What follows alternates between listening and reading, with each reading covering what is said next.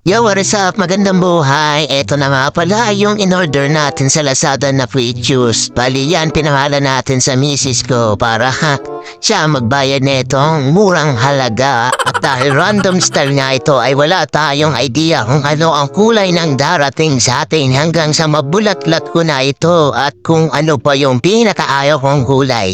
Yung ba talaga yung dumating? Tag sineswerte ka nga naman talaga no? Well, tulad ng sinabi ko ay random style yung napagtripan natin sa Lazada at bukod pa dun ay mura lang kasi ito. Pero bigla lang sumagi sa isip ko na hindi pa nga pala yata ako handa dito sa pagkiklits na to.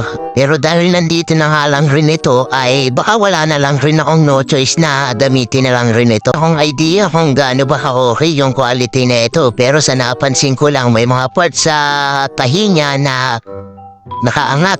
At yung size niya ay sakto lang rin naman sa paa ko. Yun nga lang, hindi ko lang talaga trip yung kulay nito. Pero hindi ko rin alam kung tama ba yung nakuha ko na pang MTB. Or kung tama ba yung naipadala nila. Yan, pa-comment na lang kung tama ba yan. At kung sa murang halaga ba nito ay may tibay tayong maaasahan, hindi pa natin masasagot yan. Hanggat hindi pa natin nagagamit. Kaya mainam siguro na magamit ko muna to. Yung link nito, PM na lang kung interesado ka. Nandito na lang. Babayu!